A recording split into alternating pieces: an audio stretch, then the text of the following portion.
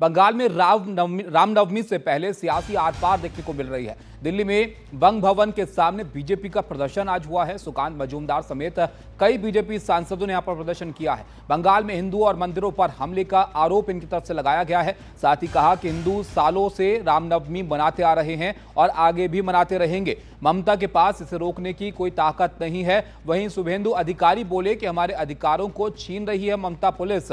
हर मुद्दे पर हाईकोर्ट जाना पड़ रहा है। तो ये रामनवमी का मुद्दा बीजेपी यहां पर उठा रही है और इसको लेकर प्रदर्शन जो है बीजेपी की तरफ से किया गया है। हम एनएचआरसी से मुलाकात किए और एनएचआरसी को अवगत कराया कि बंगाल में एक के बाद एक ऐसी मानवाधिकार उल्लंघन की घटनाएं घट रही है। हमारे लॉयर्स फॉर जस्टिस के यहाँ के दिल्ली के नेता कबीर शंकर बोस, उनके नेतृत्व में विकास सिंह और बाकी लॉयर्स जो यहाँ पे उपस्थित हैं, उनमें से कुछ लोग हम मिले और कमीशन को पूरी तरह इस विषय में अवगत कराया और कमीशन के पास हमने गुहार लगाई कि बंगाल के हिंदुओं की हित की रक्षा, क्योंकि बंगाल के हिंदू भी मानव है, उनके भी मानव अधिकार है।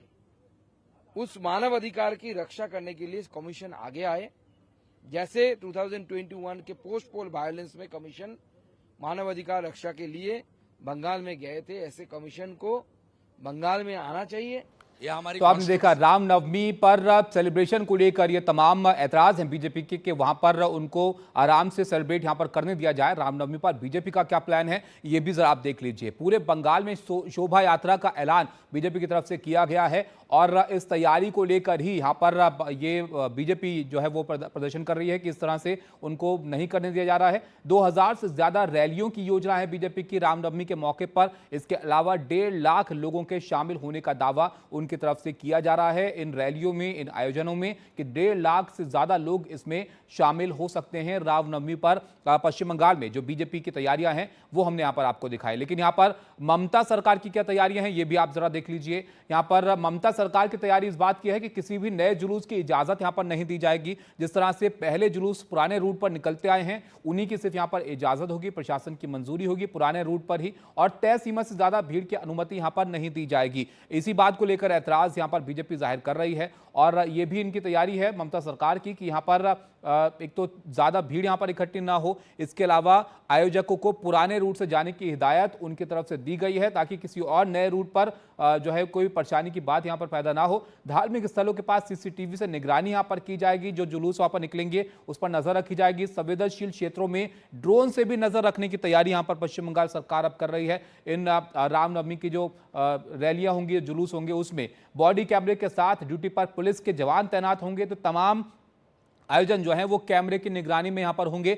ड्रोन से, सीसीटीवी कैमरे से, बॉडी कैम से इन तमाम आयोजनों पर नजर यहां पर रखने की तैयारी जो ममता सरकार है वो कर रही है। रामनवमी शोभा यात्रा पर बीजेपी बनाम टीएमसी होता हुआ यहां पर दिख रहा है। बंगाल में दीदी की दादागिरी जो है वो बता रही है बीजेपी। उनका यह कहना है कि वो दादागिरी यहां पर कर रही है आयोजनों को लेकर और सरकार तुष्टीकरण कर रही है। ये बीजेपी की यहां पर आरोप है। बीजेपी की को लेकर ममता सरकार का कहना है केंद्र सरकार क्या करवाना चाहती है, इसको लेकर वो सवाल यहां पर उठा रहे हैं कि बीजेपी दंगे कराने की कोशिश कर रही है और केंद्र सरकार क्या करवाना चाहती है, ये हमें रामनवमी नहीं मनाने देते हैं। तो ये ऐतराज हैं दोनों तरफ से जो रामनवमी से पहले देखने को मिल रहे हैं, लेकिन सियासत जाहिर तौर पर पश्चिम बंगाल में इस मामले को लेकर भी गर्मा रही है। लेकिन यहां पर शुभेंदु अधिकारी ने क्या कहा वो भी आप जरा देख लीजिए।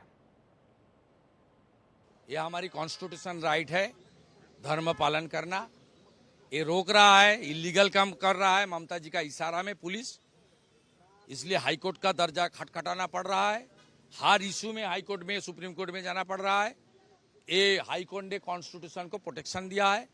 आर्टिकल 25 से 28 देख लीजिए। हमारी रिलीजियस परफॉर्मेंस करने का पूरा अधिकार है, छीनने का कोशिश कर रहा है ममता पुलिस।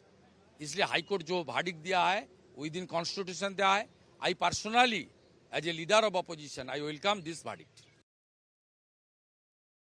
आपने देखा बीजेपी एक तरफ यहां पर अपनी तरफ से आरोप यहां पर लगा रही है इन आयोजनों को लेकर, उधर बीजेपी के आरोपों पर टीएमसी ने भी जवाब दिया है। ममता बनर्जी से ज्यादा पूजा कोई सीएम नहीं करता है, यह टीएमसी का कहना है।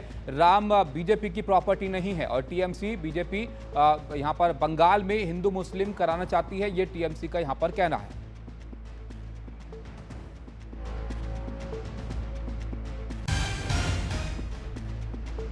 तृणमूल कांग्रेस के वरिष्ठ नेता और सांसद सुदीप बंदोपाध्याय हैं। आज बीजेपी ने आरोप लगाया है कि रामनवमी के दौरान जो हिंदुओं का हित है उसको रोका जा रहा है, हिंदुओं पे हमला किया जा रहा है बंगाल में। जय सिया राम। मैं तो खुद ही बोलता हूँ, तो रामनवमी में अपोज क्यों करेंगे? जिस पद्धति से अनुमति लेने का ज़रूरत होता है पुलिस के पास आवेदन करके, ऐसा करके जो जिसका दिल में है, कौन देवता को कौन पूजा करेंगे? ममता जी से ज़्यादा पूजा कम मुख्यमंत्री देश में करते हैं। ममता जी का तरह धर्मनिरपेक्ष नेत्री देश में कम है। रामनवमी कर सकते हैं, लेकिन राम उनका प्रॉपर्टी नहीं है बीजेपी का। ये वार्ता हम लोग भी देना चाहते हैं। तो सारे देश में ये वार्ता फैलाने के बाद उन्होंने सोचते हैं कि अगले साल बंगाल में चुनाव है, ये चुनाव में हिंदू मुस्लिम का विभाजन करो।